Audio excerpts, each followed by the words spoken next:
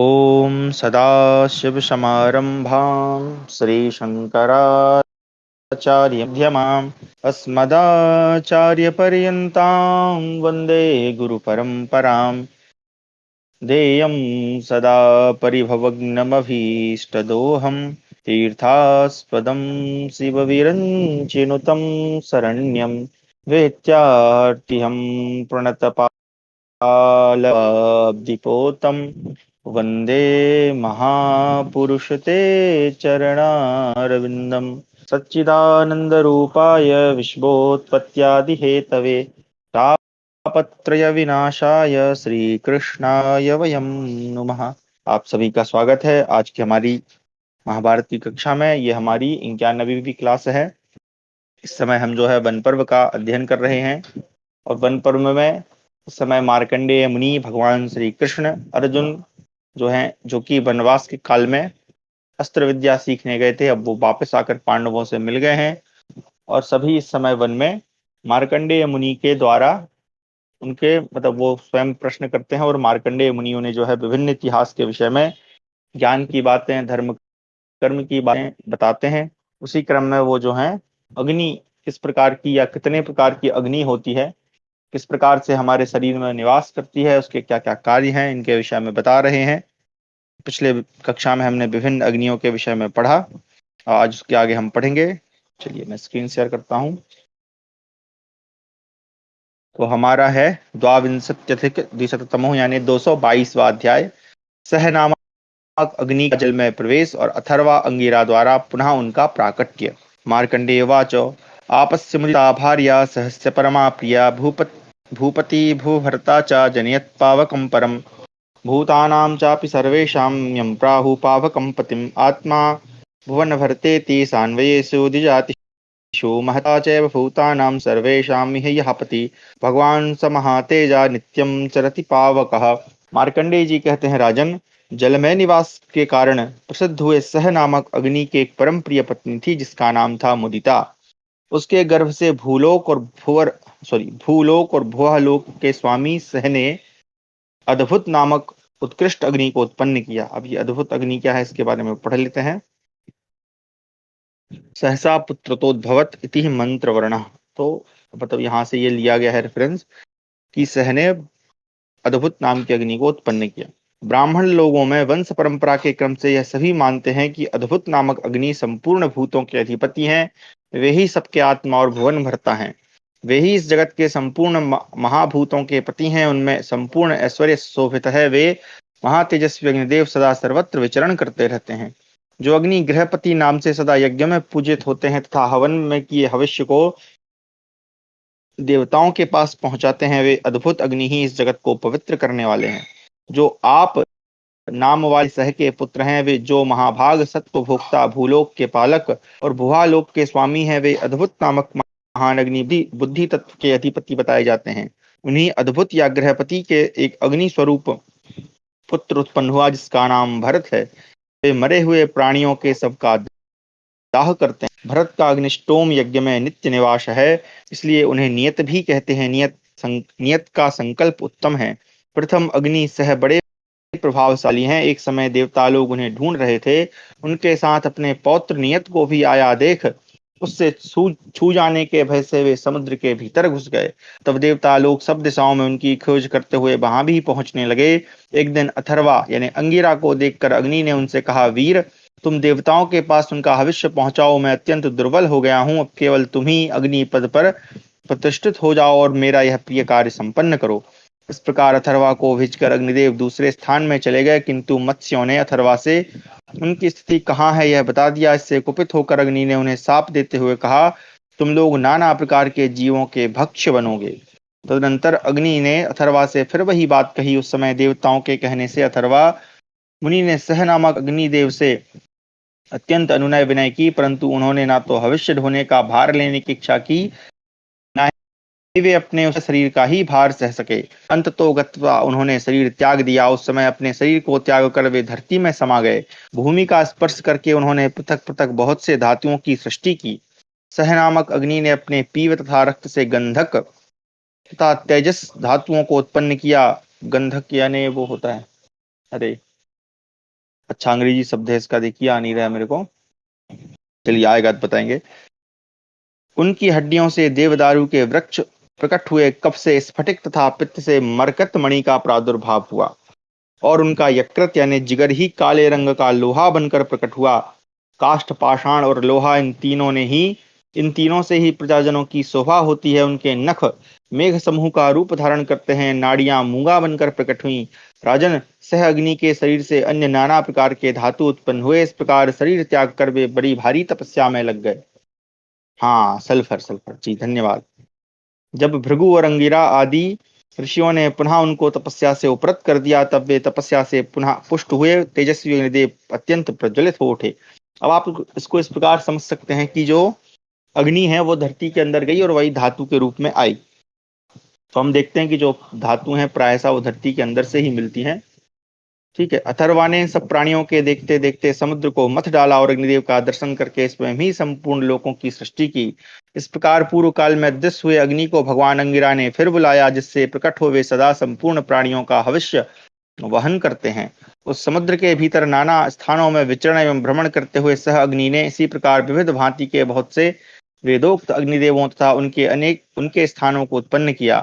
सिंधु नद, पंचनद, देविका, सरस्वती, गंगा, सतकुंभा, सरयू, गंडकी, चर्मणवती, मही, मेध्या, मेधातिथि, ताम्रवती, वेत्रवती, कौशिकी, तमसा, नर्मदा, गोदावरी, वेणा, उपवेणा, भीमा, बड़वा, भारती, सुप्रयोगा, कावेरी, मुरमुरा, तुंग वेणा, कृष्ण वेणा, कपिला तथा सोनभद्र, ये सब नदियां और नद हैं जो अग्नियों के उत्पत्ति स्थान कहे गए हैं। यानी नदियों की उत्पत्ति भी एक प्रकार से धरती के अंदर से ही हुई है। तो जहां धरती के अंदर जो अग्नि है उसी से ही उनकी उत्पत्ति मान रहे हैं। अद्भुत की जो प्रियतमा पत्नी है, उनके गर्भ से विभूषी नामक पुत्र उत्पन्न हुआ। अग्नियों की जितनी संख्या बताई गई है, सोमयागों की भी उतनी ही है। वे सब अग्नि ब्रह्मा जी के मानसिक संकल्प से अत्रि के वंश में उनकी संतान के रूप से उत्पन्न हुए हैं। अत्रि को जब प्रजा की सृष्टि करने की इच्छा हुई, तब उन्होंने उन अग्नियों को ही अपने हृदय में धारण किया।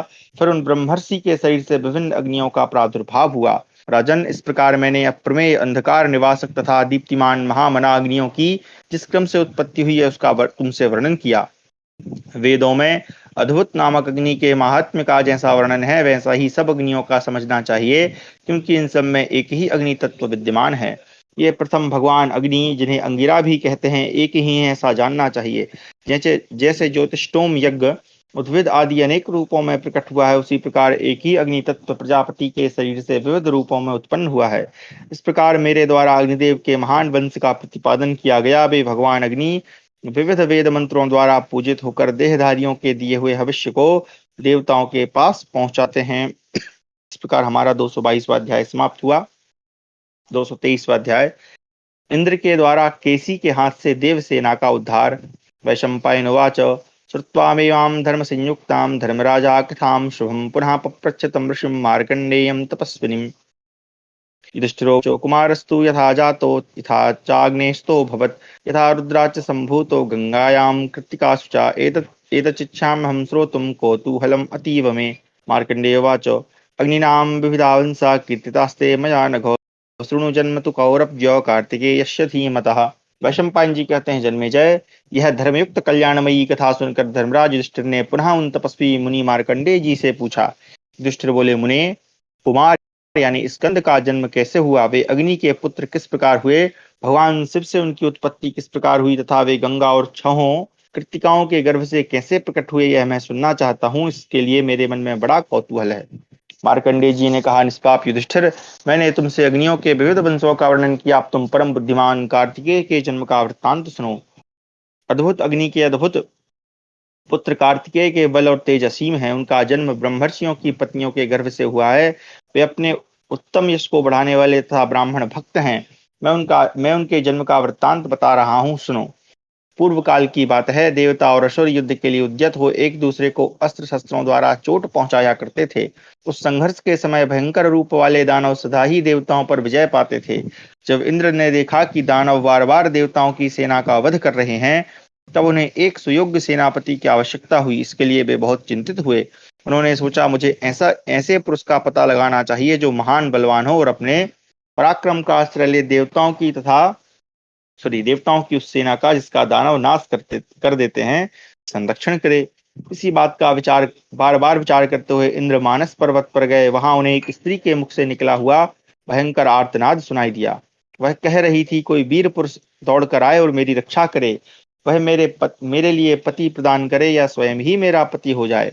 यह सुनकर इंद्र ने उससे कहा, भद्रे डरो मत, अब तुम्हें कोई भय नहीं है। ऐसा कहकर जब उन्होंने उधर दृष्टि डाली तब केसी दानव सामने खड़ा दिखाई दिया। उसने मस्तक पर किरीट धारण कर रखा था, उसके हाथ में गदा थी और वह एक कन्या का हाथ पकड़े विविध विविध धातुओं से विभूषित पर्वत सा जान पड़ता था। यह देख इंद्र ने उससे कहा, रे नीच कर्म करने वाले दानव, तू कैसे इस कन्या का अपहरण करना चाहता है? समझ ले, मैं वज्रधारी इंद्र हूं, अब इस अबला को सताना छोड़ दे। केसी बोला, इंद्र तू ही इसे छोड़ दे, मैंने इसका वर्ण किया है पाक शासन। ऐसा करने पर ही तू जीता जागता अपनी अमरावतीपुरी को लौट सकता है। ऐसा कहकर केशी ने इंद्र का वध करने के लिए अपनी गदा चलाई, परंतु इंद्र ने अपने वज्र द्वारा उस आती हुई गदा को पीछे से ही काट डाला। तब केसी ने कुपित होकर इंद्र पर पर्वत की एक चट्टान फेंकी। राजन, उस शैल शिखर को अपने ऊपर सरिता देख, या यहाँ पे होना था आता देख। इंद्र ने वज्र से उसके टुकड़े टुकड़े कर दिए और वह चूर चूर होकर पृथ्वी पर गिर पड़ा। उस समय गिरते हुए शिलाखंड ने केसी को ही भारी चोट पहुंचाई। उस आघात से अत्यंत पीड़ित हो वह दानव उस परम सौभाग्यशालिनी कन्या को छोड़कर भाग गया। उस असुर के भाग जाने पर इंद्र ने उस कन्या से पूछा, सुमुखी, तुम कौन हो, किसकी स्त्री हो और यहाँ क्या करती हो? इस प्रकार हमारा 223वां अध्याय समाप्त हुआ। 224वां अध्याय, इंद्र का देवसेना के साथ ब्रह्मा जी के पास तथा ब्रह्मर्षियों के आश्रम पर जाना, अग्नि का मोह और वन गमन। कन्योवाच, अहम प्रजापते कन्या देवसेनेति विस्तृता भगिनी दैत्यसेना में सपूर्वं केशिना हृता सदैवावां भगिन्यौ तु सखिभिः सह मानसम् अगच्छावेह अनुज्ञाप्य प्रजापतिं नित्यं चावां प्रार्थयते हर्तुं केशी महाशुरा इच्छत्येनं दैत्यसेना न चाहं पाकशासना। कन्या बोली, देवेंद्र, मैं प्रजापति की पुत्री हूँ, मेरा नाम देवसेना है, मेरी बहन का नाम दैत्यसेना है। इसे इस केसी ने पहले ही हर लिया था। हम दोनों बहनें अपनी सखियों के साथ प्रजापति की आज्ञा ले सदा क्रीड़ा विहार के लिए स्मानत पर्वत पर आया करती हैं। पाक शासन महान असुर केसी प्रतिदिन यहाँ आकर हम दोनों को हर ले जाने के लिए फुसलाया करता था। दैत्य सेना इसे चाहती थी, परंतु मेरा इस पर प्रेम नहीं था। अतः दैत्य सेना को तो यह हर ले गया, परंतु मैं आपके पराक्रम से बच गई। भगवान देवेंद्र, अब मैं आपके आदेश के अनुसार किसी दुर्जय वीर को अपना पति बनाना चाहती हूँ। इंद्र बोले, सुभे, तुम मेरी मौसेरी बहन हो, मेरी माता भी दक्ष की ही पुत्री हैं। मेरी इच्छा है कि तुम स्वयं ही अपने बल का परिचय दो। कन्या बोली, महाबाहो, मैं तो अबला हूँ, पिताजी के वरदान से मेरे भावी पति बलवान तथा देव दानव वंदित होंगे। इंद्र ने पूछा, देवी, तुम्हारे पति का बल कैसा होगा? अनंदिते, यह बात तुम्हारे ही मुंह से सुनना चाहता हूँ। कन्या बोली, देवराज, जो देवता दानव यक्ष किन्नर नाग राक्षस तथा दुष्ट दैत्यों को जीतने वाला हो, जिसका पराक्रम महान और बल असाधारण हो, तथा जो तुम्हारे साथ रहकर समस्त प्राणियों पर विजय प्राप्त कर सके, वह ब्राह्मण हितैषी तथा अपने यश की वृद्धि करने वाला वीर पुरुष मेरा पति होगा। मार्कंडेय जी कहते हैं, राजन, देवसेना की वह बात सुनकर इंद्र अत्यंत दुखी हो सोचने लगे, यह देवी जैसा यह बता रही है इस देवी को जैसा यह बता रही है, वैसा पति मिलना संभव नहीं जान पड़ता है। तदनंतर सूर्य के समान तेजस्वी इंद्र ने देखा, सूर्य उदयाचल पर आ गए हैं, महाभाग चंद्रमा भी सूर्य में ही प्रवेश कर रहे हैं। अमावस्या आरंभ हो गई है। उस रौद्र भयंकर मुहूर्त में ही उदयगिरी के शिखर पर उन्हें देवासुर संग्राम का लक्षण दिखाई दिया। ऐश्वर्यशाली इंद्र ने देखा, पूर्व संध्या यानी प्रभात का समय है। प्राची के आकाश में लाल रंग के घने बादल घिराए हैं और समुद्र का जल भी लाल ही दृष्टिगोचर हो रहा है। भृगु तथा अंगिरा गोत्र के ऋषियों द्वारा पृथक पृथक मंत्र पढ़कर हवन किए हुए भविष्य को ग्रहण करके अग्निदेव भी सूर्य में ही प्रवेश करते हैं। उस समय भगवान सूर्य के निकट 24वां पर्व उपस्थित था, अर्थात पहले जिस अमावस्या पर्व में देवासुर संग्राम हुआ था, उससे पूरे 1 वर्ष बाद पुनः वैसा अवसर आया था। धर्म की अर्थात होम और संध्या की वेला में वह रौद्र मुहूर्त उपस्थित था और चंद्रमा सूर्य की राशि में स्थित हो गए थे। मतलब एक ही राशि पे आ जाते हैं तो वो अमावस्या हो जाती है। ठीक है, इस प्रकार चंद्रमा और सूर्य की एकता अर्थात एक राशि पर स्थिति तथा रौद्र मुहूर्त का संयोग देखकर इंद्र मन ही मन इस प्रकार चिंतन करने लगे, अहो, इस समय चंद्रमा और सूर्य पर यह भयंकर घेरा दिखाई दे रहा है, इससे सूचित होता है कि रात बीतते बीतते भारी युद्ध छिड़ जाएगा। यह सिंधु नदी भी उल्टी धारा में बहकर रक्त के स्रोत बहा रही है। सियार ने मुंह से आग उगलती हुई सूर्य की ओर देखकर रोती हैं। अनेक योगों का यह भयंकर संघात यानी सम्मेलन तेज से आलोकित हो रहा है। अग्नि और सूर्य के साथ चंद्रमा का यह अद्भुत समागम दृष्टिगोचर होता है। जान पड़ता है इस समय चंद्रमा जिस पुत्र को जन्म देंगे वही इस देवी का पति होगा, अथवा अग्नि भी इन सभी अभीष्ट गुणों से युक्त हैं। वे भी देव कोटि में ही हैं। अतः यदि किसी बालक को उत्पन्न करें तो वही इस देवी का पति होगा। ऐसा सोच विचार कर ऐश्वर्यशाली इंद्र उस समय देवसेना को साथ ले ब्रह्मलोक में गए और ब्रह्मा जी से इस प्रकार बोले, भगवान, आप इस देवी के लिए कोई अच्छे स्वभाव का सूरवीर पति प्रदान कीजिए। ब्रह्मा जी ने कहा, दानव सूदन, इस विषय में तुमने जो विचार किया है वही मैंने भी सोचा है। वैसा होने पर ही एक महान पराक्रमी बलवान वीर का प्रादुर्भाव होगा। सतक्रतो वही तुम्हारे साथ रहकर देवसेना का पराक्रमी सेनापति होगा और वही इस देवी का भी पति होगा। यह सुनकर देवराज इंद्र ब्रह्मा जी को नमस्कार करके उस कन्या को साथ ले जहां महान शक्तिशाली वशिष्ठ आदि श्रेष्ठ ब्राह्मण एवं देवर्षि थे वहां उनके आश्रम पर आए। उन दिनों वे महर्षिगण जो यज्ञ कर रहे थे उसमें भाग लेने के लिए तथा सोमपान करने के लिए इंद्र आदि सभी देवता वहां पधारे थे। उन सबके मन में सोमपान की इच्छा थी। उन महात्मा ऋषियों ने प्रज्वलित अग्नि में शास्त्रीय विधि से यष्टि का संपादन दी। भरतश्रेष्ठ, मंत्रों का आह्वान होने पर वे अद्भुत नामक अग्नि सूर्यमंडल से निकलकर मौन भाव से वहां आए और ब्रह्मर्षियों द्वारा मंत्रोच्चारण पूर्वक विधिवत हवन किए हुए भांति भांति के हवनीय पदार्थों को महर्षियों से प्राप्त करके उन्होंने संपूर्ण देवताओं की सेवा में अर्पित किया। देवताओं को हविष्य पहुंचाकर जब अग्निदेव वहां से जाने लगे तब उनकी दृष्टि उन महात्मा सप्तर्षियों की पत्नियों पर पड़ी। उनमें से कुछ तो अपने आसनों पर बैठी थी और कुछ सुखपूर्वक सो रही थी। उनकी अंगकांति स्वर्णमयी वेदी के समान गौर थी। वे चंद्रमा की कला के समान निर्मल थी।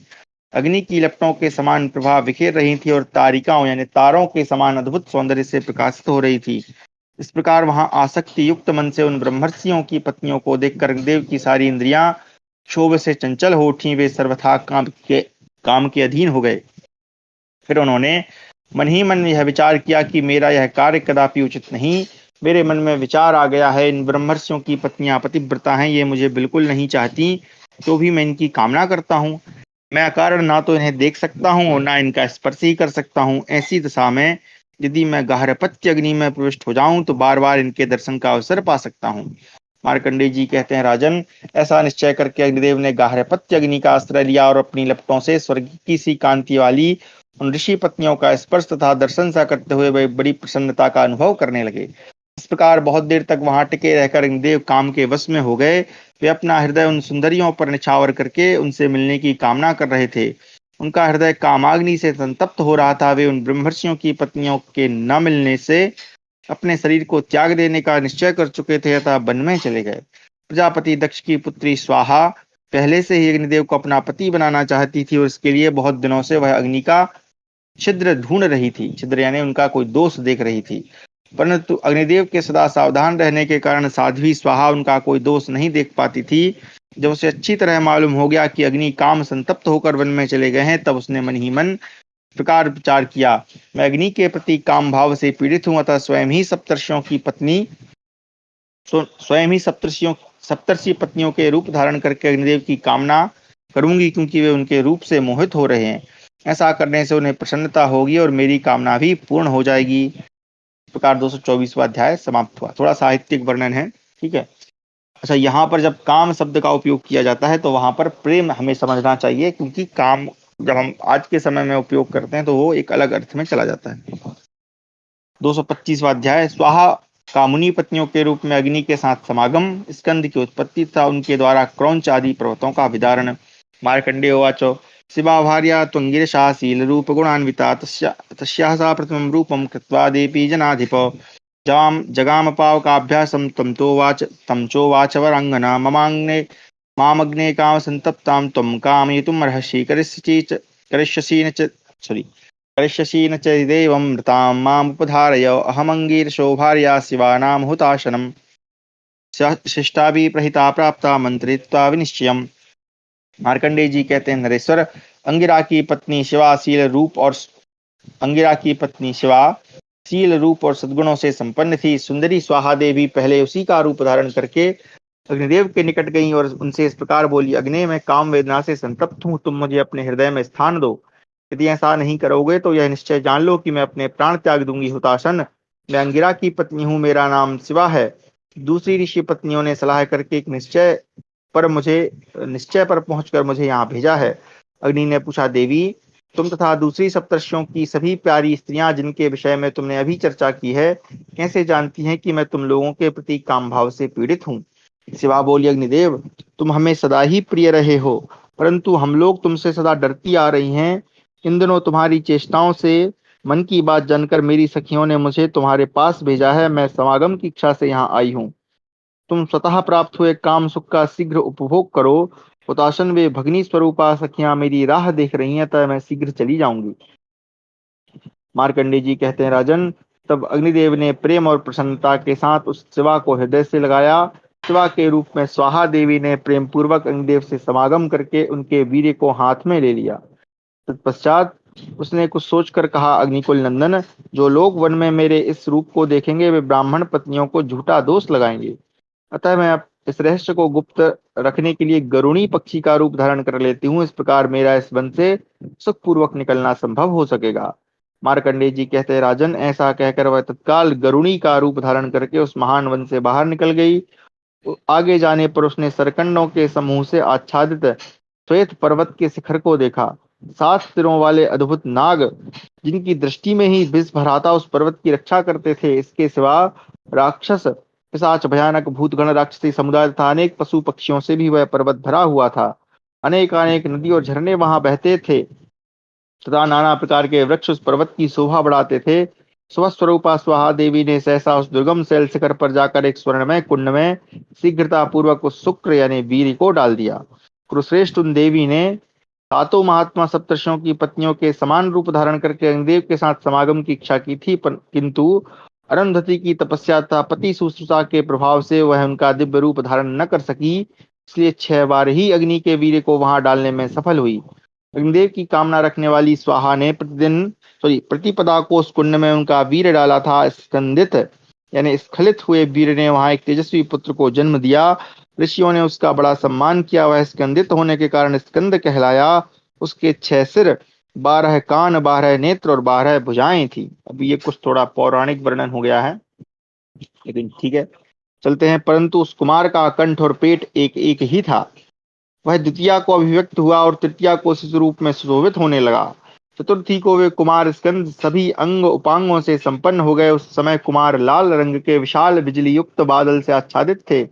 अतः अरुण रंग के मेघों की विशाल घटा के भीतर उदित हुए सूर्य की भांति प्रकाशित हो रहे थे। त्रिपुरनाशक भगवान शिव ने देव शत्रुओं का विनाश करने वाले जिस विशाल था रोमांचकारी श्रेष्ठ धनुष को रख छोड़ा था, उसे बलवान स्कंद ने उठा लिया और बड़े जोर से गर्जना की।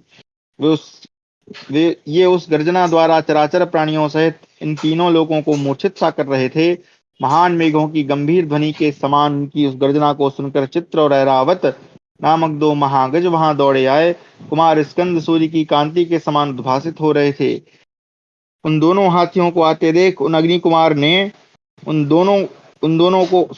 दो हाथों से उन्हें दोनों हाथों से पकड़ लिया तथा एक हाथ में शक्ति तथा दूसरे में अरुण शिखा से विभूषित बलवानों में श्रेष्ठ एवं विशाल समीप शरीर वाले एक समीपवर्ती कुक्कुट यानी मुर्गे को पकड़कर उन महाबाहु कुमार ने भयंकर गर्जना की।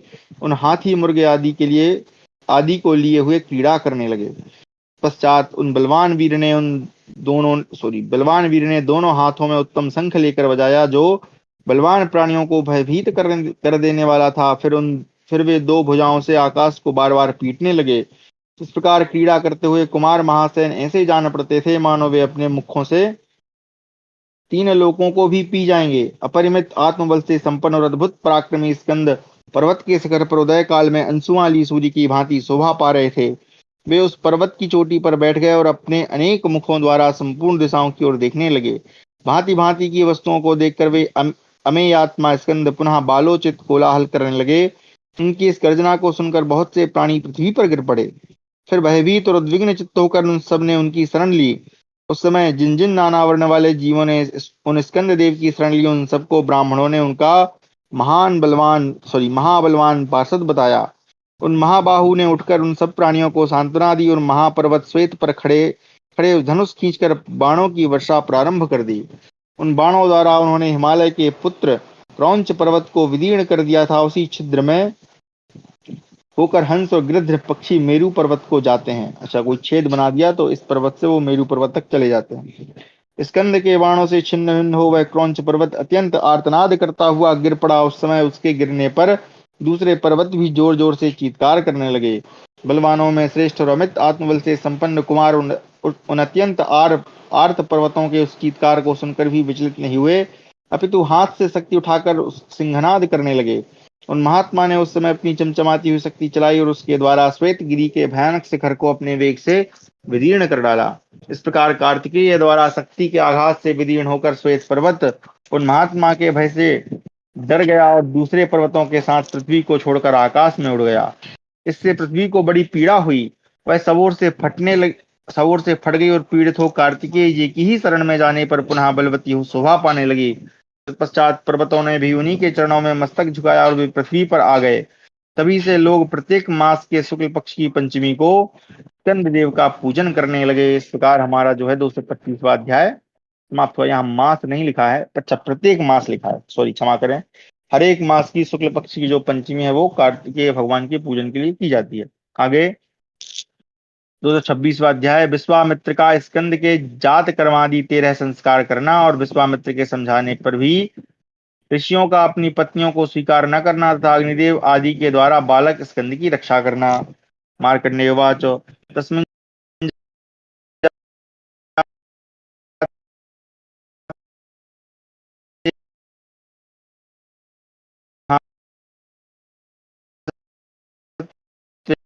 महासेने महाबले समुतस्थ महोत्पाद पृथक पुंसो सॉरी भावना। मार्कंडेय जी कहते हैं राजन, और महान धैर्यशाली और महाबली, अच्छा वहां करें एक बार इसको देखते हैं रोक के।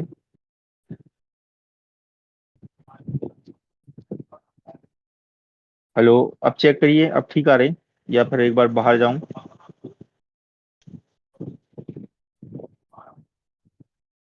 ठीक है, फिर चलिए दोबारा से करता हूँ।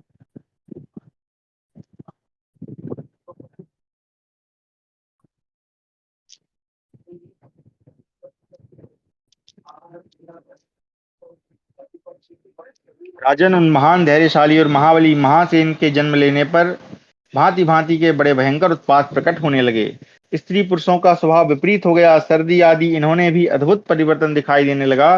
ग्रह दिशाएं और आकाश ये सब जलने लगे और पृथ्वी जोर जोर से गर्जना सी करने लगी। लोक हित की भावना रखने वाले महर्षि चारों ओर अत्यंत भयंकर उत्पात देखकर उद्विग्न हो उठे और जगत में शांति बनाए रखने के लिए शास्त्रीय कर्मों का अनुष्ठान करने लगे। उस चैत्र रथ नामक वन में जो लोग निवास करते थे वे कहने लगे, अग्नि ने सप्तर्षियों की 6 पत्नियों के साथ समागम करके हम लोगों पर बहुत बड़ा अनर्थ लाद दिया है। दूसरे लोगों ने उस गरुणी पक्षिणी से कहा, तूने ही यह अनर्थ उपस्थित किया है। यह उन लोगों का विचार था जिन्होंने स्वाहा देवी को गरुणी के रूप में आते जाते देखा था। लोग यह नहीं जानते थे कि यह सारा कार्य स्वाहा ने किया है। गरुणी ने लोगों की बात सुनकर कहा, यह मेरा पुत्र है। फिर उसने धीरे से स्कंद के पास जाकर कहा, बेटा मैं तुम्हें जन्म देने वाली माता हूँ। इधर सप्तर्षियों ने जब यह सुना कि हमारी 6 पत्नियों के रंग से अग्निदेव के एक महातेजस्वी पुत्र उत्पन्न हुआ है, तब उन्होंने अरुंधति देवी के सिवा अन्य 6 पत्नियों को त्याग दिया। उनकी उस वन के निवासियों ने उस समय 6 पत्नियों के गर्भ से ही उस बालक की उत्पत्ति बताई थी। राजन, यद्यपि स्वाहा ने सप्तर्षियों से बार बार कहा कि यह मेरा पुत्र है, मैं इसके जन्म का रहस्य जानती हूँ। लोग जैसी बात उड़ा रहे हैं वैसी नहीं है, तो भी वे सहसा उसकी बात पर विश्वास न कर सके।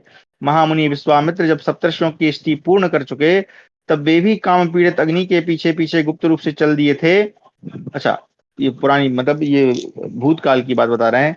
उस समय कोई उन्हें देख नहीं पाता था, अतः उन्होंने यह सारा वृत्तांत यथार्थ रूप से जान लिया। विश्वामित्र जी सबसे पहले कुमार कार्तिकेय के शरण में गए तथा उन्होंने महासेन की दिव्य स्त्रोतों द्वारा स्तुति भी की। उन महामुनि उन महामुनि ने कुमार के सारे मांगलिक कृत्य संपन्न किए। जात कर्म आदि 13 क्रियाओं का भी अनुष्ठान किया।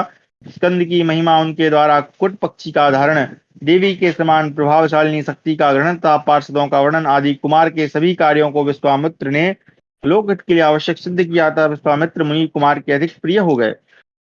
महामुनि विश्वामित्र ने यह जान लिया था कि स्वाहा ने अन्य ऋषि पत्नियों के रूप धारण करके अग्निदेव से संबंध स्थापित किया है, इसलिए उन्होंने सब ऋषियों से कहा, आपकी स्त्रियों का कोई अपराध नहीं है। उनके मुख से यथार्थ बात जानकर भी ऋषियों ने अपनी पत्नियों को सर्वथा त्याग ही दिया है। ये कौन सी बात हुई भाई? मार्कंडेय जी कहते हैं, राजन, उस समय स्कंद के जन्म और बल पराक्रम का समाचार सुनकर सब देवताओं ने एकत्र हो इंद्र से कहा, देवेश्वर, स्कंद का बल असह्य है, शीघ्र उन्हें मार डालिए, विलंब न कीजिए। महाबली इंद्र, यदि आप इन्हें अभी नहीं मारते हैं तो ये त्रिलोकी को, हम सबको तथा आपको भी बस में करके देवेंद्र बन बैठेंगे। तब इंद्र ने व्यथित होकर उन देवताओं से कहा, देवताओं, यह बालक बड़ा बलवान है, यह लोक सृष्टा ब्रह्मा को भी युद्ध में पराक्रम करके मार सकता है, तब मुझ में इस बालक को मारने का साहस नहीं है। इंद्र बार बार यही बात दोहराने लगे। यह सुनकर देवता बोले, आप में अब बल और पराक्रम नहीं रह गया, इसलिए ऐसी बात कहते हैं।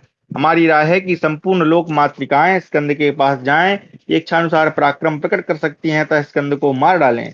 तब बहुत अच्छा कहकर वे मातृकाएं वहां से चल दी, परंतु स्कंद का प्रतिम बल देखकर उनके मुख पर उदासी छा गई।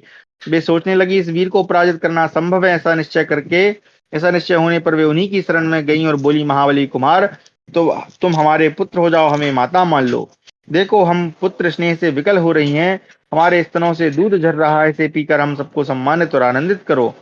मातृकाओं की यह बात सुनकर समर्थ स्कंद के मन में उनके स्तनपान की इच्छा जागृत हो गई। फिर महासंसब का समादर करके उनकी मनोवांछा पूर्ण की। तदनंतर बलवानों में वरिष्ठ वीर स्कंद ने अपने पिता अग्निदेव को आते देखा। कुमार महासेन के द्वारा पूजित हो मंगलकारी अग्निदेव मातृगणों के साथ उन्हें घेर कर खड़े हो गए और उनकी रक्षा करने लगे। उस समय संपूर्ण मातृकाओं के क्रोध से जो एक नारी मूर्ति प्रकट हुई थी, वह हाथ में त्रिशूल ले धाय की भांति अपने पुत्र के समान प्रिय स्कंद की सब ओर से रक्षा करने लगी। लाल सागर की एक क्रूर स्वभाव वाली कन्या थी, जिसका रक्त ही भोजन था। वह महासेन को पुत्र की भांति हृदय से लगाकर सर्वतोभावेन उसकी रक्षा करने लगी। वेद प्रतिपादित अग्नि बकरे का सा मुख बनाकर अनेक संतानों के साथ उपस्थित हो पर्वत शिखर पर निवास करने वाले उस बालक स्कंद का इस प्रकार मन बहलाने लगे, मानो उसे खिलौनों से खिला रहे हों। इस प्रकार 226वां अध्याय समाप्त हुआ। 227वां अध्याय, पराजित होकर शरण में आए हुए इंद्र सहित देवताओं को स्कंद का अभयदान। मार्कंडेय उवाचो, ग्रहासोपाग्रहाश्चैव ऋषयो मातरस्तदा हुतासन मुखाश्चैव दृप्ताः पारिषदां गढा एते चान्ये च बहवो घोरस्त्रिदिववासिनः परिवार्य महासेनं स्थिता मातृगणैः संदिग्धं विजयं दृष्ट्वा विजयेप्सु सुरेश्वरा आरुह्य रावत स्कंधं प्रयो देवतः सह। मार्कंडेय जी कहते हैं, राजन, ग्रह उपग्रह ऋषि मातृकागण और मुख से आग उगलने वाले दर्पयुक्त पार्षदगण, ये तथा दूसरे बहुत से भयंकर स्वर्गवासी प्राणी मातृकागणों के साथ रहकर महासेन को सब ओर से घेर कर उनकी रक्षा के लिए खड़े थे। देवेश्वर इंद्र को अपनी विजय के विषय में संदेह ही दिखाई देता था, तो भी वे विजय की अभिलाषा से ऐरावत हाथी पर आरूढ़ देवताओं के साथ आगे बढ़े। सब देवताओं से घिरे हुए बलवान इंद्र महासेन को मार डालने की इच्छा से हाथ में वज्रले बड़े वेग से अग्रसर हो रहे थे। देवताओं की सेना बड़ी भयानक थी, उनमें जोर जोर से विकट गर्जना हो रही थी। उसकी प्रभा का विस्तार महान था। उसके ध्वज सन्नाह यानी कवच विचित्र थे। सभी सैनिकों के वाहन और धनुष नाना प्रकार के दिखाई देते थे। सबने श्रेष्ठ वस्त्रों से अपने शरीर को आच्छादित कर रखा था। सभी लोग श्री संपन्न तथा विविध आभूषणों से विभूषित दिखाई देते थे। इंद्र को अपने वध के लिए आते देख कुमार ने भी उन पर धावा बोल दिया। युधिष्ठिर, महाबली देवराज इंद्र अग्नि नंदन स्कंद को मार डालने की इच्छा से देवताओं की सेना का हर्ष बढ़ाते हुए तीव्र गति से विकट गर्जना के साथ आगे बढ़ रहे थे। उस समय संपूर्ण देवता और महर्षि उनका बड़ा सम्मान कर रहे थे। तब देवराज इंद्र कुमार कार्तिकेय के निकट पहुंचे। तब उन्होंने देवताओं के साथ सिंह के समान गर्जना की। उनका वह सिंहनाद सुनकर कुमार कार्तिकेय भी समुद्र के समान भयंकर गर्जना करने लगे। देवताओं की सेना उमड़ते हुए समुद्र के समान जान पड़ती थी, परंतु स्कंद की भारी गर्जना से अचेत सी होकर वहीं चक्कर काटने लगी। अग्नि कुमार स्कंद यह देखकर कि देवता लोग मेरा वध करने की इच्छा से यहाँ एकत्र हुए हैं, कुपित हो उठे और अपने मुंह से आग की बढ़ती हुई लपटें छोड़ने लगे। इस प्रकार उन्होंने देवताओं की सेना को जलाना प्रारंभ किया। सारे सैनिक पृथ्वी पर गिरकर छटपटाने लगे। किसी का शरीर जल गया, किसी का सिर, किसी के आयुध जल गए, किसी के वाहन। वे सब के सब सहसा तितर बितर हो आकाश में बिखरे हुए तारों के समान जान पड़ते थे। इस प्रकार जलते हुए देवता वज्रधारी इंद्र का साथ छोड़कर अग्निनंदन स्कंद की ही शरण में आए। तब उन्हें शांति मिली। देवताओं के त्याग देने पर इंद्र ने स्कंद पर अपने वज्र का प्रहार किया। महाराज, इंद्र के छोड़े हुए इस वज्र ने शरीर शीघ्र ही कुमार कार्तिकेय की दाईं पसली पर गहरी चोट पहुंचाई और उन महामना स्कंद के पार्श्व भाग को छत विछत कर दिया। वज्र का प्रहार होने पर स्कंद के जिस दक्षिण पार्श्व से एक दूसरा स्कंद के उस दक्षिण पार्श्व से एक दूसरा पुरुष प्रकट हुआ, जिसकी युवावस्था थी। उसने स्वर्णमय कवच धारण कर रखा था। उसके हाथ में शक्ति चमक रही थी और कानों में दिव्य कुंडल झलमला रहे थे। वज्र के प्रविष्ट होने से उसकी उत्पत्ति हुई थी, इसलिए वह विशाख नाम से प्रसिद्ध हुआ। प्रलय काल के अग्नि के समान अत्यंत तेजस्वी उस द्वितीय वीर को प्रकट हुआ देख इंद्र भय से थर्रा उठे और हाथ जोड़कर उस स्कंद की शरण में आए। तब सत्पुरुषों में श्रेष्ठ कुमार स्कंद ने सेना सहित इंद्र को अभय दान दिया। इससे प्रसन्न होकर सब देवता हर्ष सूचक बाजे बजाने लगे। इस प्रकार हमारा 227वां अध्याय समाप्त हुआ। 228वां अध्याय स्कंद के पार्षदों का वर्णन। मार्कंडेय उवाच स्कंद परिषदान् घोरान् शृण्वस्वाद्भुत दर्शनान् वज्र प्रहारात् स्कंदस्य जग्युस्तत्र कुमारका ये हरन्ति सुञ्जातान् गर्भस्थांश्चैव दारुणा वज्र प्रहारात् कन्याश्च जग्गिरेश्य महाबला कुमारास्ते विशाखं च पितृत्वे संकल्पयन् सबूत्वा भगवान संख्ये प्रशंसागमुखस्तदा। मार्कंडी जी कहते हैं, राजन, अब तुम स्कंद के भयंकर पार्षदों का वर्णन सुनो। पार्षद यानी सहायक जो हैं, जो देखने में बड़े अद्भुत हैं। वज्र का प्रहार होने पर स्कंद के शरीर से वहां बहुत से कुमार ग्रह उत्पन्न हुए। ये क्रूर स्वभाव वाले कुमार ग्रह नवजात तथा गर्भस्थ शिशुओं को भी हर ले जाते हैं। इंद्र के वज्र प्रहार से स्कंद के शरीर से वहां अत्यंत बलशालिनी कन्याएं भी उत्पन्न हुई थी। पूर्वोक्त कुमार ग्रहों ने विशाख यानी स्कंद को अपना पिता माना। भगवान स्कंद बकरे के समान मुख धारण करने वाले अपने समस्त कन्यागणों और अपने पुत्रों से घिरकर मातृकाओं के देखते देखते युद्ध में अपने पक्ष की रक्षा करते हैं। वे ही भद्रसाक तथा कौशल नाम से प्रसिद्ध हैं। इसलिए भूतल के मनुष्य स्कंद को कुमार ग्रहों का पिता कहते हैं। भिन्न भिन्न स्थानों में पुत्रवान तथा पुत्र की इच्छा रखने वाले मनुष्य अग्नि स्वरूप रुद्र और स्वाहा स्वरूपा महाबलवती उमा की सदा आराधना करते हैं। तब अग्नि ने जिन कन्याओं को जन्म दिया वे स्कंद के पास आई और पूछने लगी कि हम क्या करें। कुमारियां बोली, हम सब लोग संपूर्ण जगत की श्रेष्ठ माताएं हों और आपकी कृपा से हम सदा पूजनीय मानी जाएं, यही हमारा प्रिय मनोरथ है, आप इसे पूर्ण कीजिए। तब उदार बुद्धि स्कंद ने बार बार कहा, बहुत अच्छा, तुम सब लोग पृथक पृथक पूजनीय माता मानी जाओगी। तुम्हारे दो भेद होंगे, शिवा और अशिवा। तदनंतर स्कंद को अपना पुत्र मानकर मातृकाएं वहां से विदा हो गईं। तो काकी, हलीमा, मालिनी, बृहंता, आर्या, पलाला और वैमित्रा ये सातों शिशु की माताएं हैं। भगवान स्कंद की कृपा से इन्हें सितु नामक एक अत्यंत पराक्रमी पुत्र उत्पन्न हुआ, जो अत्यंत दारुण और भयंकर था। उसकी आंखें रक्तवर्ण की थी। शिशु और मातृगणों को लेकर जो 8 व्यक्ति होते हैं उन्हें वीराष्टक कहा गया है। बकरे के मुख से युक्त स्कंद को सम्मिलित करने से वह समुदाय वीर नवक कहा जाता है। युधिष्ठिर, स्कंद का ही छठा मुख छागमय है, यह जान लो। गेट बंद कर देना। वह 6 सिरों के बीच में स्थित है और मातृकाएं सदा उसकी पूजा करती हैं। स्कंद के 6 मस्तकों में वही सर्वश्रेष्ठ बताया जाता है। उन्होंने दिव्य शक्ति का प्रयोग किया था, इसलिए उसका नाम भद्रशाक हुआ। देवेश्वर, इस प्रकार शुक्ल पक्ष की पंचमी तिथि को विविध आकार वाले पार्षदों की षष्ठी हुई और षष्ठी को वहां भयंकर युद्ध हुआ था। इस प्रकार हमारा 228वां अध्याय समाप्त हुआ। 229वां अध्याय, ये मुझे लगता है जो स्कंद स्वामी हैं उनके जो साउथ इंडिया में ज्यादातर पूजन होता है इनका। लेकिन अगर हम कार्तिकेय जी को देखें तो उनकी उत्पत्ति तो भगवान शिव से मानी जाती है। तो स्कंद का इंद्र के साथ वार्तालाप तथा देव सेनापति के पद पर अभिषेक तथा देव सेना के साथ उनका विवाह। मार्कंडेयवाच उपविष्टम तु तम स्कंदम हिरण्यकवचस्त्रजम हिरण्यचूड मुकुटम हिरण्याक्षम महाप्रभम लोहितांबर संवीतम तीक्ष्णतम मनोरभम सर्वलक्षण संपन्नम त्रैलोक्यस्यापि सुप्रियम ततस्तम वरदम सूरम युवानम मृष्टकुंडलम अभजत पद्मरूपः श्री स्वयमेव शरीरिणी।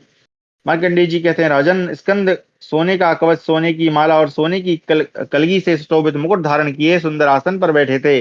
उनके नेत्रों से स्वर्ण की सी ज्योति छिटक रही थी और उनके शरीर से महान तेज पुंज प्रकट हो रहा था। उन्होंने लाल रंग के वस्त्र से अपने अंगों को आच्छादित कर रखा था। उनके दांत बड़े और तीखे थे और उनकी आकृति मन को लुभा लेने वाली थी। वे समस्त शुभ लक्षणों से संपन्न तथा तीनों लोगों के लिए अत्यंत प्रिय थे। तदनंतर वर देने में समर्थ शौर्य संपन्न युवा युवावस्था से शोभित तथा सुंदर कुंडलों से अलंकृत कुमार कार्तिकेय का कमल के समान कांति वाली मूर्तिमती शोभा ने स्वयं ही सेवन किया। मूर्तिमती शोभा से सेवित हो वहां बैठे हुए माय सुंदर कुमार को उस समय सब प्राणी पूर्णमासी के चंद्रमा की भांति देखते थे। महामना ब्राह्मणों ने महाबली स्कंद की पूजा की और सब महर्षियों ने आकर वहां उनका इस प्रकार स्तवन किया।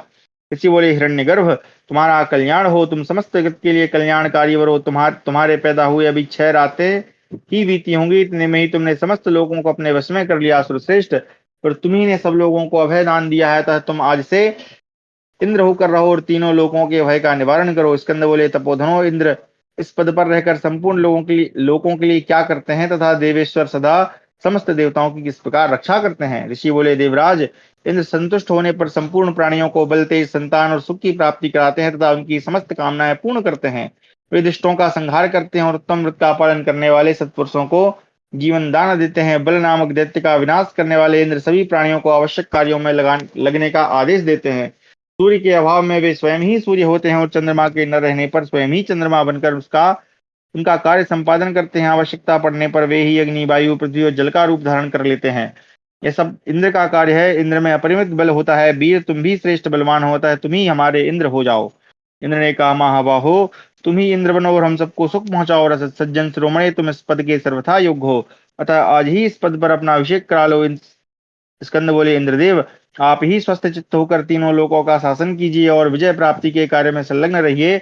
मैं तो आपका सेवक हूँ, मुझे इंद्र बनने की इच्छा नहीं है।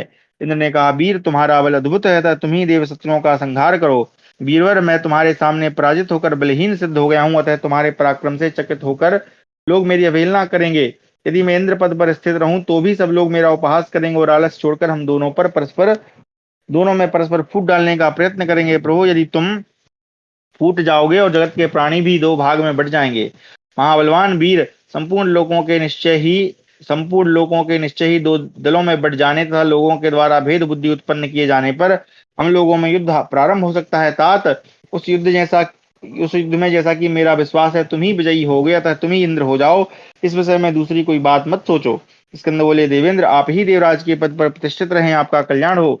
आप ही तीनों लोगों के तथा मेरे भी स्वामी हैं। आपकी किस आज्ञा का पालन करूं, यह मुझे बताने की कृपा करें। इंद्र ने कहा, हम बलवान बलवान स्कंद, मैं तुम्हारे कहने से इंद्र पद पर प्रतिष्ठित रहूंगा यदि वास्तव में तुम मेरी आज्ञा का पालन करना चाहते हो। यदि तुमने यह निश्चित बात कही है अथवा यदि मेरा कथन सत्य है तो मेरी बात सुनो। महावीर, तुम देवताओं के सेनापति के पद पर अपना अभिषेक करा लो। स्कंद बोले, देवराज, दानवों के विनाश, देवताओं की कार्य सिद्धि तथा गौओं और ब्राह्मणों के लिए आप सेनापति पद पर मेरा अभिषेक कीजिए।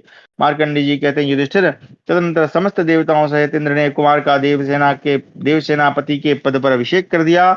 उस समय वहां महर्षियों द्वारा पूजित होकर स्कंद की बड़ी शोभा हो रही थी। उनके ऊपर तना हुआ स्वर्णमय छत्र उद्भासित हो रहा था, मानो प्रज्वलित अग्नि का अपना ही एक मंडल प्रकाशित होता हो। नरश्रेष्ठ, परंतप युधिष्ठिर, साक्षात त्रिपुरनाशक यशस्वी भगवान शिव तथा देवी पार्वती ने वहां पधार कर स्कंद के गले में विश्वकर्मा की बनाई हुई सोने की दिव्य माला पहनाई। भगवान विश्वध्वज शिव ने अत्यंत प्रसन्न होकर स्कंद का समादर किया। ब्राह्मण लोग अग्नि को रुद्र का स्वरूप बताते हैं, इसलिए स्कंद भगवान रुद्र के ही पुत्र हैं। रुद्र ने जिस वीर का त्याग किया था वही श्वेत पर्वत के रूप में परिणत हो गया। फिर कृतिकाओं ने अग्नि के वीर को श्वेत पर्वत पर पहुंचाया था। भगवान रुद्र के द्वारा गुणवानों में श्रेष्ठ कुमार कार्तिकेय का सम्मान होते देख सब देवता कहने लगे, ये रुद्र के ही पुत्र हैं। अच्छा, इस प्रकार से मानते हैं। रुद्र ने अग्नि में प्रवेश करके शिशु को जन्म दिया। रुद्र स्वरूप अग्नि से उत्पन्न होने के कारण स्कंद रुद्र के ही पुत्र कहलाए। भारत, सुरश्रेष्ठ स्कंद का जन्म रुद्र स्वरूप अग्नि से, स्वाहा से तथा 6 स्त्रियों से हुआ, इसलिए वे भगवान रुद्र के पुत्र हुए। अग्नि नंदन स्कंद लाल रंग के 2 स्वच्छ वस्त्र धारण किए कांतिमान एवं तेजस्वी शरीर से ऐसी शोभा पा रहे थे मानो 2 लाल बादलों के साथ भगवान अंशुमालिया ने सूर्य सुशोभित हो रहे हों। अग्निदेव ने स्कंद के लिए कुक्कुट के चिन्ह से अलंकृत ऊंचा ध्वज प्रदान किया, जो रथ पर अपनी अरुण प्रभा से प्रलयाग्नि के समान उद्भासित होता है। कुक्कुट यानी मुर्गे का कोई चिन्ह है। जो संपूर्ण भूतों में जो चेष्टा, प्रभा, शांति और बल है, वही कुमार कार्तिकेय के सम्मुख शक्ति रूप में उपस्थित है। वह देवताओं की विजय श्री को बढ़ाने वाली है।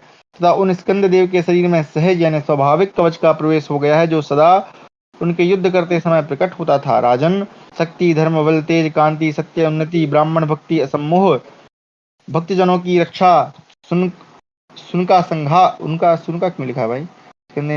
ठीक है, उनका संहार और समस्त लोगों का पालन, ये सारे गुण स्कंद के साथ ही उत्पन्न हुए थे। इस प्रकार समस्त देवताओं द्वारा सेनापति के पद पर अभिषिक्त होकर विविध आभूषणों से विभूषित विशुद्ध एवं प्रसन्न हृदय वाले स्कंद संपूर्ण चंद्रमंडल के समान सुशोभित हुए। उस समय अत्यंत प्रिय लगने वाले वेद मंत्रों की ध्वनि सब ओर गूंज उठी।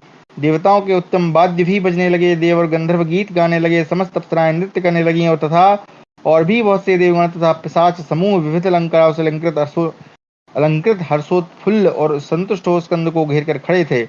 उस समय इन सबसे घिरे हुए अग्निनंदन कार्तिकेय देवताओं के द्वारा अभिषिक्त हो भांति भांति की क्रीड़ाएं करते हुए बड़ी शोभा पा रहे थे। देवताओं ने सेनापति पद पर अभिषिक्त हुए कुमार महासेन को इस प्रकार देखा मानो सूर्यदेव अंधकार का नाश करके उदित हुए हों। तदनंतर सारी देव सेनाएं सहस्त्रों की संख्याओं में सब दिशाओं से उनके पास आईं और कहने लगी, आप ही हमारे पति हैं। समस्त भूतगणों से घिरे हुए भगवान स्कंद ने उन देव सेनाओं को अपने समीप पाकर बड़े सांत्वना दी और स्वयं भी उनके द्वारा पूजित एवं प्रशंसित हुए। उस समय इंद्र ने स्कंद को सेनापति पद पर अभिषिक्त करने के पश्चात उस कुमारी देवसेना का स्मरण किया, जिसका उन्होंने केसी के हाथ से उद्धार किया था। उन्होंने सोचा, स्वयं ब्रह्मा जी ने निश्चय ही कुमार कार्तिकेय को ही उसका पति नियत किया है। यह सोचकर वे देवसेना को वस्त्राभूषणों से विभूषित करके ले आए। फिर बल संहारक इंद्र ने स्कंद से कहा, सुरश्रेष्ठ, तुम्हारे जन्म लेने के पहले से ही ब्रह्मा जी ने इस कन्या को तुम्हारी पत्नी नियत की है, अतः तुम वेद मंत्रों के उच्चारण पूर्वक इसका विधिवत पाणी ग्रहण करो। अपने कमल की सी कांति वाले हाथ से इस देवी का दायां हाथ पकड़ो। इंद्र के ऐसा कहने पर स्कंद ने विधि पूर्वक देवसेना का पाणी ग्रहण किया। उस समय मंत्रवेत्ता बृहस्पति जी ने वेद मंत्रों का जप और होम किया। इस प्रकार सब लोग यह जान गए कि देवसेना कुमार कार्तिकेय की पटरानी है। उसी को ब्राह्मण लोग षष्ठी, लक्ष्मी, आशा, सुखप्रदासिनी, बाली, कुहू, छदवृत्ति तथा अपराजिता कहते हैं। जब देवसेना ने स्कंद को अपने सनातन पति के रूप में प्राप्त कर लिया, तब शोभा स्वरूपा लक्ष्मी देवी ने स्वयं मूर्तिमती होकर उनका आश्रय लिया। पंचमी तिथि को स्कंद देव श्री अर्थात शोभा से सेवित हुए, इसलिए उस तिथि को श्री पंचमी कहते हैं। और षष्ठी को कृतार्थ हुए, इसलिए षष्ठी को महातिथि कही गई है। इस प्रकार हमारा 229वां अध्याय समाप्त हुआ। 230वां अध्याय कृतिकाओं को नक्षत्र मंडल में स्थान की प्राप्ति तथा मनुष्यों को कष्ट देने वाले विविध ग्रहों का वर्णन। मार्कंडेयवाच श्रियां जुष्टं महासेनं देवसेनापतिं कृतं सप्तर्षिपत्न्या षड्देव्यस्तत्सकाशात्मथागमन् शिवी सम्परित्यक्ता धर्मयुक्ता महाभृता द्रुतमागम्य चोचुस्तास् देवसेनां पतिं प्रभुं वयं पुत्रपरित्यक्ता भर्तृभिः देवसम्मतैः अकारणादृशा तेस्तु पुण्यस्थानात् परिच्युतः। मार्कंडी जी कहते हैं, राजन, कुमार महासेन को श्री संपन्न देवताओं का सेनापति हुआ देख सप्तर्षियों में से 6 की पत्नियां उनके पास आईं।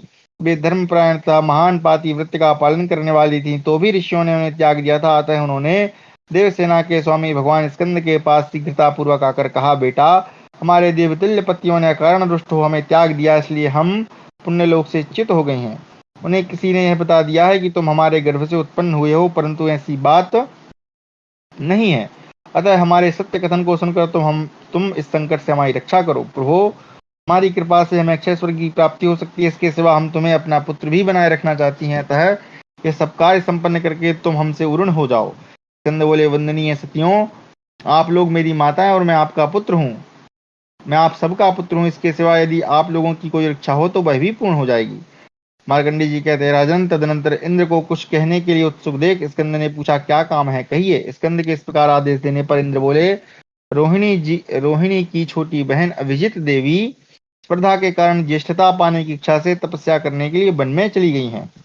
तुम्हारा कल्याण हो। आकाश में यह एक नक्षत्र च्युत हो गया है, यानी हट गया है, इसकी पूर्ति कैसे हो, इस प्रश्न को लेकर मैं किंग कर्तव्य विमूढ़ हो गया हूँ। स्कंद, तुम ब्रह्मा जी के साथ मिलकर तुम काल यानी मुहूर्त या नक्षत्र की पूर्ति के लिए उपाय का विचार करो। अभिजित का पतन होने से ब्रह्मा जी ने धनिष्ठा से ही यानी सत्युग आदि काल की गणना का क्रम निश्चित किया था। क्योंकि वह उस समय युगादि नक्षत्र था, युग का आदि नक्षत्र था।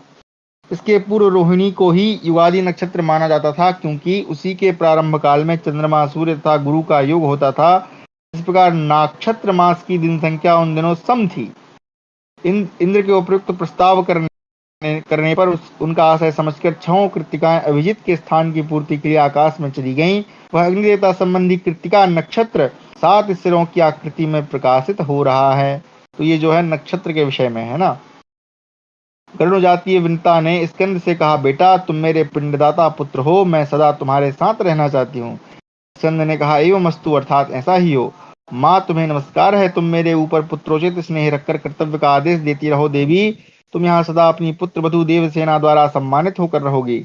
मार्कंडेय जी कहते हैं, राजन तदनंतर समस्त मातृगणों ने आकर स्कंद से कहा, बेटा विद्वानों ने हमें संपूर्ण लोगों की माताएं कहकर हमारी स्तुति की है। अब हम तुम्हारी माता होना चाहती हैं, तुम मातृभाव से हमारा पूजन करो। स्कंद ने कहा, आप मेरी माताएं हैं, मैं आप लोगों का पुत्र हूँ, मुझसे सिद्ध होने योग्य जो आपका अभीष्ट कार्य हो उसे बताइए। माताओं ने कहा, ब्राह्मी, माहेश्वरी आदि जो प्रसिद्ध लोक माताएं जो पहले से संपूर्ण जगत की माताओं के स्थान पर प्रतिष्ठित हों, वे अपना पद छोड़ दें। उनके उस स्थान पर अब हमारा अधिकार हो जाए, उनका उस पर कोई अधिकार न रहे। सर्वश्रेष्ठ हम संपूर्ण जगत की पूजनिया हो। जो पहले मातृकाएं थी उनकी अब पूजा न हो। उन्होंने तुम्हारे लिए हम पर मिथ्या अपवाद लगाकर हमारे पतियों को कुपित करके हमारे संतान सुख को छीन लिया है। अतः तुम हमें संतान प्रदान करो, हमारे पतियों को अनुकूल करके हमें संतान सुख की प्राप्ति कराओ। स्कंद बोले, माताओं जिन प्रजाओं की उत्पत्ति का अवसर बीत गया उन्हें आप लोग अब नहीं पा सकती। यदि दूसरी कोई प्रजा पाने की आपके मन में इच्छा हो तो कहिए, मैं उसे प्रदान करूंगा। माताओं ने कहा, यदि ऐसी बात है तो हमें इन लोक माताओं की संतानें सौंप दो। हम उन्हें खाना चाहती हैं। तुमसे पृथक जो संतानों के पिता आदि अभिभावक हैं उन्हें भी हम खाना चाहती हैं। स्कंद बोले, देवियों आप लोगों ने यह दुख की बात कही है, तो भी मैं आपको पहले की मातृकाओं की संतान को अर्पित कर देता हूँ, परंतु आप लोग उन सब की रक्षा करें, इसी से आपका भला होगा। मैं आपको सदा नमस्कार करता हूँ। माताओं ने कहा, स्कंद जैसी तुम्हारी इच्छा है उसके अनुसार अब हम उन संतानों की रक्षा अवश्य करेंगे। शक्तिशाली कुमार, हमें दीर्घ काल तक तुम्हारे साथ रहने की इच्छा है। स्कंद बोले, संसार के मनुष्य जब तक 16 वर्ष के तरुण न हो जाएं, तब तक आप मानव प्रजा को पृथक पृथक उतने ही रूप धारण करके संताप दे सकती हैं। अच्छा, दुख देने वाली माता है। मैं आप लोगों को एक भयंकर एवं अविनाशी पुरुष प्रदान करूंगा जो मेरा अभिन्न स्वरूप होगा। उसके साथ सम्मान पूर्वक रहकर आप लोग परम सुख की भागिनी होंगी। मार्कंडेय जी कहते हैं, राजन तदनंतर स्कंद के शरीर से अग्नि के समान तेजस्वी तथा परम कांतिमान एक पुरुष प्रकट हुआ जो समस्त मानव प्रजा को खा जाने की इच्छा रखता था। वह पैदा होते ही भूख से पीड़ित हो सहसा अचेत होकर पृथ्वी पर गिर पड़ा। फिर स्कंद की आज्ञा से वह भयंकर रूपधारी ग्रह हो गया। श्रेष्ठ द्विज, इस ग्रह को स्कंदापस्मार कहते हैं। इसी प्रकार अत्यंत रौद्र रूप धारण करने वाली बिनता को शकुनी ग्रह बताया जाता है। पूतना को राक्षसी बताया गया है, जो पूतना ग्रह समझना चाहिए। वह भयंकर रूप धारण करने वाली निशाचरी बड़ी क्रूरता के साथ बालकों को कष्ट पहुंचाती है। इसके सिवा भयानक आकार वाली एक पिशाची है जिसे शीत पूतना कहते हैं। वह देखने में बड़ी डरावनी है। वह मानवीय स्त्रियों का गर्व हर ले जाती है। लोग अदिति देवी को रेवती कहते हैं। रेवती के ग्रह का नाम रैवत है। वह महाभयंकर महान ग्रह भी बालकों को बड़ा कष्ट देता है। दैत्यों की माता जो दिति है उसे मुखमंडिका कहते हैं। वह छोटे बच्चों के मांस से अधिक प्रसन्न होती है। उसे पराजित करना अत्यंत कठिन है। अच्छा ठीक है, आ रहा हूँ। दो पापा जी, हाँ चलो मैं आ रहा हूँ, 2 मिनटों को। कुरुनंदन, स्कंद के शरीर से उत्पन्न हुए जिन कुमार तथा कुमारियों का वर्णन किया गया है वे सभी गर्भस्थ बालकों का भक्षण करने वाले महान ग्रह हैं। वे कुमार उन्हीं पत्नी स्वरूपा कुमारियों के पति कहे गए हैं। उनके कर्म बड़े भयंकर हैं। वे जन्म लेने के पहले ही बच्चों को पकड़ ले जाते हैं। राजन, विद्वान पुरुष जिसे गो माता यानी सुरभि कहते हैं, उसी पर आरूढ़ो शकुनी ग्रह विनता अन्य ग्रहों के साथ भूमंडल के बालकों का भक्षण करती हैं। नरेश्वर, कुत्तों की माता जो देव जाति शर्मा है वह भी सदैव मानवीय स्त्रियों के गर्भस्थ बालकों का अपहरण करती रहती हैं। जो वृक्षों की माता है वह करंज वृक्ष पर निवास किया करती हैं। वह वर देने वाली तथा सौम्य तथा सदा समस्त प्राणियों पर कृपा करती हैं। इसलिए पुत्रार्थी मनुष्य करंज वृक्ष पर रहने वाली उस देवी को नमस्कार करते हैं। ये तथा दूसरे 18 ग्रह मांस और मधु के प्रेमी हैं और 10 रात तक सूत्याग्रह में निरंतर टिके रहते हैं। कद्रु सूक्ष्म शरीर धारण करके गर्भिणी स्त्री के शरीर में प्रवेश कर जाती हैं और वहां उस गर्भ को खा जाती हैं। इससे वह गर्भिणी स्त्री सर्प पैदा करती है। ये कुछ अद्भुत ही वर्णन चल रहा है। एक मिनट देखते हैं कितना चलो होने वाला है, पढ़ते हैं इसको।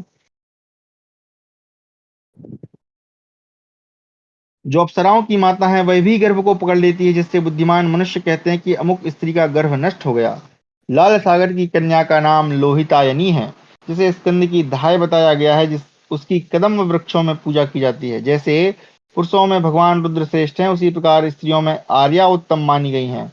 आर्या कुमार कार्तिकेय की जननी है। लोग अपने अभीष्ट की सिद्धि के लिए उनका उपयुक्त ग्रहों से पृथक पूजन करते हैं। इस प्रकार मैंने ये कुमार संबंधी महान ग्रह बताए हैं। जब तक 16 वर्ष की अवस्था न हो जाए तब तक ये बालकों का मंगल करने वाले होते हैं। जो मातृगण और पुरुष ग्रह बताए गए हैं उन सबको समस्त देहधारी मनुष्य सदा स्कंद ग्रह के नाम से जाने जाते हैं या जानते हैं।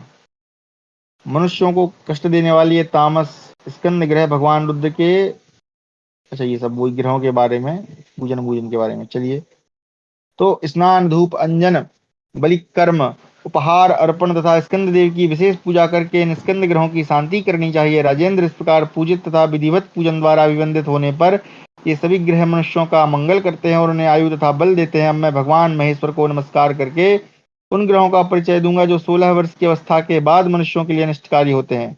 जो मनुष्य जागते तथा सोते समय देवताओं को देखता और तुरंत पागल हो जाता है, उस कष्ट को देने वाले ग्रह को देवग्रह कहते हैं। जो मनुष्य बैठे बैठे या सोते समय पितरों को देखता और शीघ्र पागल हो जाता है, उस बाधा को देने वाले ग्रहों को पितृग्रह जानना चाहिए। जो सिद्ध पुरुषों का अनादर करता है और क्रोध में आकर वे सिद्ध पुरुष जैसे शाप दे देते हैं, जिसके कारण वह तुरंत पागल हो जाता है, उसे सिद्ध ग्रह की बाधा प्राप्त हुई है, ऐसा समझना चाहिए। जो विभिन्न सुगंधों को सूंघता तथा रसों का आश्वासन कर सॉरी क्षमा करें आस्वादन करता है एवं तत्काल ही उन्मत्त होता है, उस पर प्रभाव डालने वाले ग्रह को राक्षस ग्रह जानना चाहिए। भूतल पर जिस मनुष्य में दिव्य गंधर्वों का आवेश होता है वह शीघ्र ही उन्मादग्रस्त हो जाता है, उसे गांधर्व ग्रह की ही बाधा समझनी चाहिए। जिस पुरुष पर सदा पिशाच चढ़े रहते हैं वह भी शीघ्र पागल हो जाता है, वह पिशाच ग्रह की ही बाधा है। कालक्रम में जिस पुरुष में अक्षों का आवेश होता है उसे भी पागल होते देर नहीं लगती, इसे यक्ष ग्रह की बाधा जाननी चाहिए। जिस देहधारी मनुष्य का चित्त वात पित्त कफ और वात पित्त और कफ नामक दोषों से कुपित होने से अपनी संज्ञा खो बैठता है, वह शीघ्र ही विक्षिप्त हो जाता है, उसकी वैद्यक शास्त्र के अनुसार चिकित्सा करानी चाहिए। जो घबराहट भय तथा घोर वस्तुओं के दर्शन से ही तत्काल पागल हो जाता है, उसके अच्छे होने का उपाय केवल उसे सांत्वना देना है। अच्छा, ये बता रहे हैं कोई गृह क्रीड़ा विनोद की, कोई भोजन की, कोई कामोपभोग की इच्छा रखता है। इस प्रकार ग्रहों की प्रकृति 3 प्रकार की है। जब तक 70 वर्ष की अवस्था पूरी होती है तब तक ये ग्रह मनुष्यों को सताते हैं, उसके बाद तो सभी देहधारियों को ज्वर आदि रोग ही ग्रहों के समान सताने लगते हैं। जिसने अपनी इंद्रियों को सब ओर से समेट लिया है, जो जितेंद्रिय पवित्र नित्य तथा आलस्य रहित आस्तिक तथा श्रद्धालु उन पुरुष को ग्रह कभी नहीं छेड़ते, उनसे दूर से ही त्याग देते हैं। राजन, इस प्रकार मैंने मनुष्यों को जो ग्रहों की बाधा प्राप्त होती है उसका संक्षेप वर्णन किया। जो भगवान महेश्वर के भक्त हैं उन मनुष्यों को भी ये ग्रह नहीं छूते हैं। इस प्रकार हमारा 230वां अध्याय समाप्त हुआ। कक्षा को भी यहीं विराम देते हैं। आप लोग जो है अपने प्रश्न लिखिए। मुझे 2-3 मिनट लगेंगे आने में, थोड़ा सा काम है। आज की जो कक्षा थी वो भगवान कुमार कार्तिकेय के विषय में थी कि किस प्रकार उनका जन्म हुआ, किस प्रकार उनके जन्म का वृत्तांत वर्णन है। हालांकि आप दूसरे पुराणों में जब पढ़ेंगे तो भिन्न प्रकार से है, तो मुझे लग रहा है कि ये संभवतः प्रक्षिप्तांश हो सकता है।